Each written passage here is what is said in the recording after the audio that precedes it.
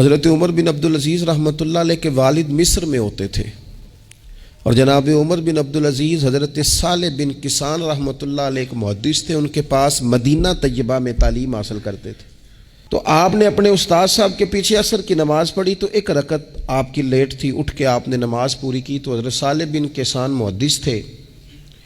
عالم تھے، حدیث پاک کو جاننے والے، وہ حضرت عمر بن عبدالعزیز سے کہہ رہے ہیں بچپن ہے اور والد مصر میں۔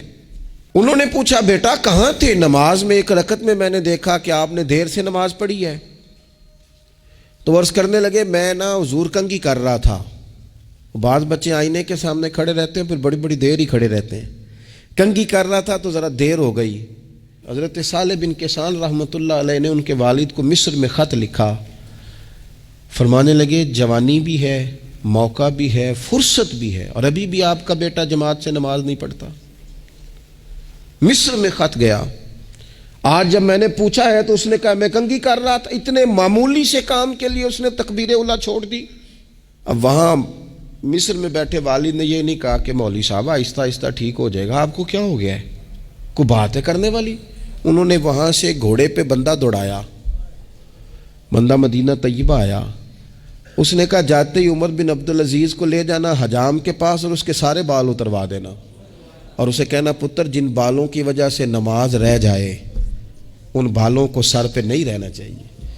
تیری جماعت کی رکعت رہ گئی پتر، اتنا بڑا کام، اللہ کے حضور حاضری کا موقع تھا۔ پھر اس کا ریزلٹ کیا نکلا؟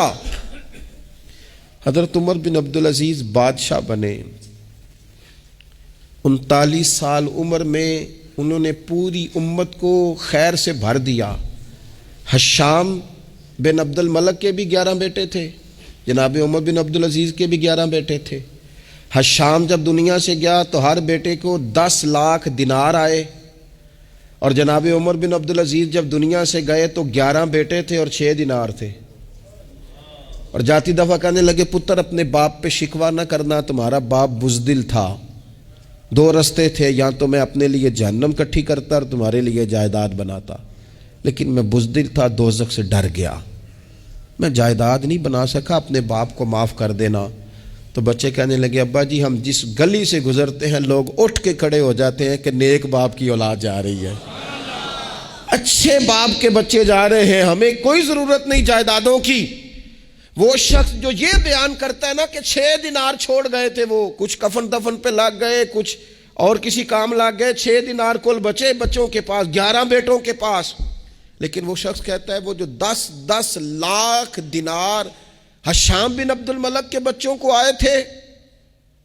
وہ مسجدوں کے سامنے بھیک مانگا کرتے تھے،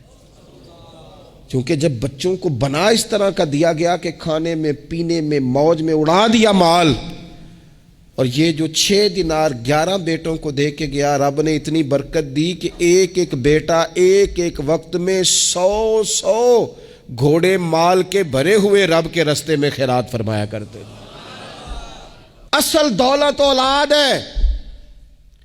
اصل دولت اس کا اخلاق ہے، اصل دولت اولاد کی اخلاقی تربیت ہے۔ ایسا نہ ہو کہ مال کمانے کے چکر میں اصل دولت سے ہاتھ دھو بیٹھے، ایسا نہ ہو کہ بینک پیسوں سے بھر جائے اور ہماری اولاد ہاتھوں سے نکل جائے، ایسا نہ ہو کہ ہم نے یاروں کو ٹائم دے دے کے تو بڑی دور نکل گئے ہم، لیکن ہمارے بچے کے ذہن میں چند سوالات تھے، ہم انہیں مطمئن نہیں کر سکے، ہم نے نوکروں کے ذمہ ڈال دیا، فلانے کے ذمہ ڈال دیا، چچا کے ذمہ ڈال دیا، وقت نہیں دیا، ٹائم نہیں دیا۔